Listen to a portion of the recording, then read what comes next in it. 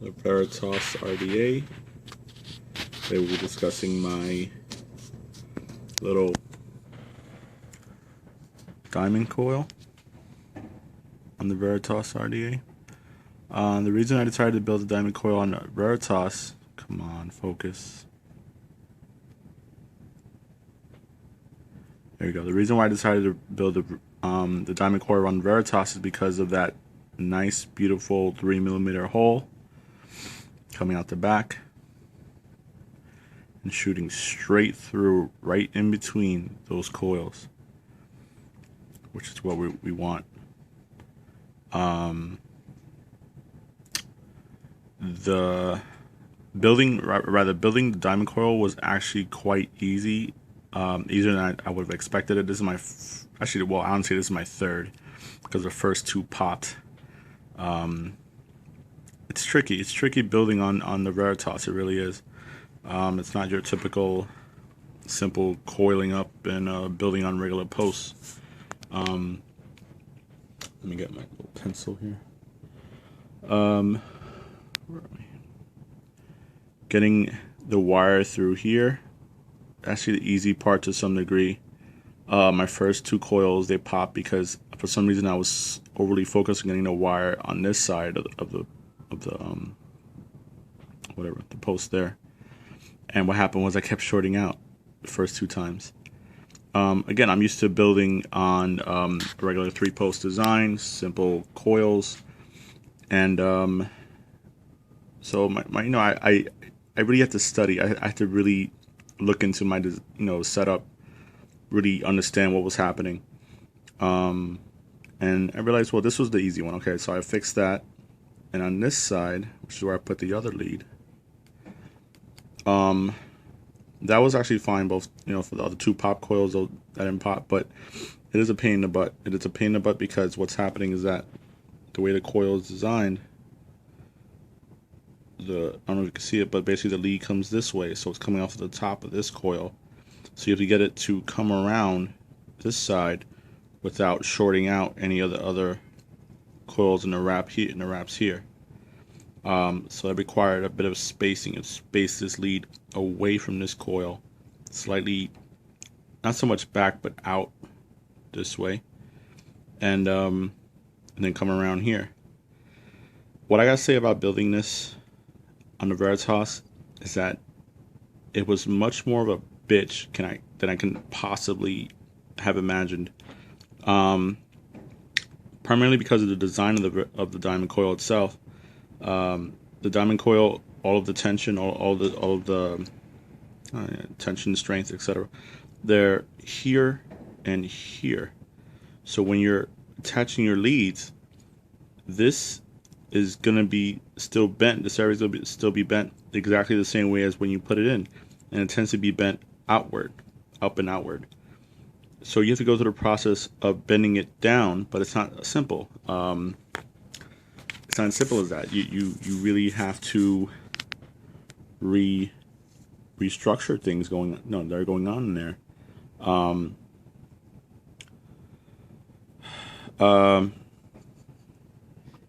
It took a lot. It took a lot of patience, and obviously I got better at it at my third build. This is my third one. The first two pop, as I said, and but it was still a bitch. I really don't think I'll be building this coil design on the Veritas again. I explained, the reason I did it was because of the air holes. That big fat air hole coming right through there. You can see it. Flavor was better than your typical single coil setup or dual coil setup. I mean by typical as in if you're wrapping in a 26, 28, 30, or 32 gauge wire, whether it be single or dual. The flavor was better, but it wasn't spectacular. If you want a truly spectacular flavor, if your only interest is flavor, I suggest you strongly go for a coil using the Clapton design. Obviously, there's I'm still perfecting my Clapton coil design. This is my second wrap I already built 3 other Clapton coils, trying out different wraps, trying a number of wraps rather, and the flavor, oh my god, the flavor, I think you hit the maximum possible flavor you can get from your juice with this coil. As you can, so for those of you who don't know, the Clapton coil is basically, it's you have a core. In this particular setup, it's a 28 gauge core wire with a 30 gauge wire wrapped around it using a power drill. Wrapping it, it's actually a lot, I won't say harder, it just takes, you have to relearn or just learn how to be extra sensitive with your fingertips, your movements of your hand. So as you can see, the first couple of builds will not be great. What I decided to do was just keep the build I have. So basically, if you mess up, just keep it going. Just don't even stop because it's so hard. I mean, if you mess up, whereas it wrapped up more than once, and say doubled up on itself as it did right there, just keep it going. Just don't even stop. Just keep going. And what your goal should be is to get enough of a length to use it as a coil, as a a coil to vape on. So what I would probably do with this one is simply cut it off at this end here, and at the other end where it starts to fray, maybe about there, and just use that piece. And this is it looks like it's roughly about a 4-inch piece. Definitely more than enough to get a single coil and possibly even a double coil, depending on how many wraps I build and diameter of my my coil. Flavor wise, this is the best. The only problem with this, with the Clapton coil, is that it also boosts the nicotine, or rather the throat hit, just as much as it boosts the flavor. I've reduced my nicotine level down to 6 milligrams rather, in the last 2 months, and that's just for personal comfort. I had no goal of reducing nicotine. That was just my personal comfort level. And with the Clapton coil, God, I was wheezing. I couldn't barely breathe in anything. The throat hits were like just so intense, so intense. And it came to the point where the flavor, or rather the throat hit, was overshadowing the flavor. And the flavor, I wish, I've been trying to find a way to achieve that flavor without such a strong throat hit. And I just, I'm going to keep searching. But as far as flavor goes, I think the key is somewhere locked into this Clapton coil. I think I'm maybe doing a double wrap. And then perhaps pull out one of those wraps after the coil's been built. So that way you have, so you pull out one of the coils from the Clapton coil wrap, and we'll see how that works. I don't think I'll be able to press them together because of shorts. I'll probably have to space them apart, and we'll see how that works. That'll be another bid. So basically, with the flavor chasing, that's pretty much where I came into the diamond coil. As you can see, it's on my IPv2.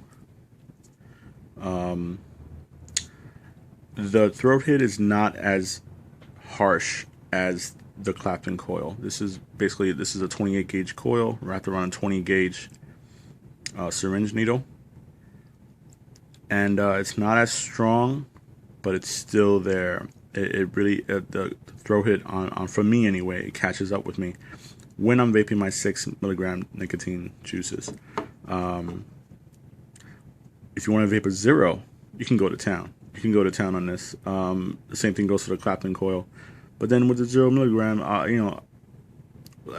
we all know you're losing out. You feel like you're kind of vaping just orange juice or whatever you might be vaping. You feel like you're losing out on something. So unfortunately, I have to say, from my personal opinion, that the throat hit on this it just hit me too hard. It wasn't as hard as the Clapton coil, but it just hit me too hard to the point where I decided not to use this as my regular vape design. It does blow good vapor though, I gotta tell you. I'm gonna put here my Zero Nick Hawk Juice from Mount Baker. Got this off eBay. probably not the best thing in the world. I've learned that getting juices off eBay probably isn't the best idea. You know, the quality's not really the best. You get what you pay for. Sometimes I question whether or not I'm getting the actual juices I'm paying for. There was one instance where I ordered 10 milligrams of mother's milk and 10 milligrams of derailed, and instead what I got in the mail was this, which is a 30 mil of the OB, which I really didn't like. I found out that if you steep it for 2 weeks, it actually tastes a little better, but it's not something I think is worth $22. But I vape it now just as an in between, just to kind of save on my better milks, or better juices rather, which is like my mother's milk here. If you can see that, which I actually purchased right out from Skyline Vapor. Alright, so let's just see how this thing blows.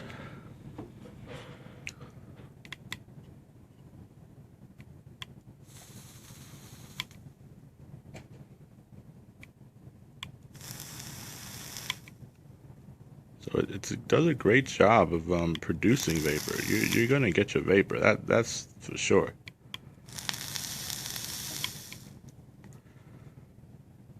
Just trying to get the juice get in there.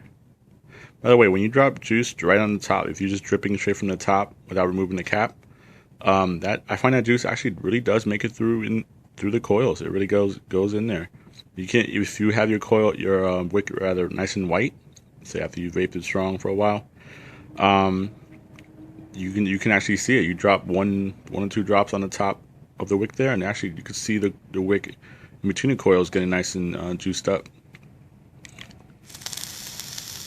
That's beautiful for vape.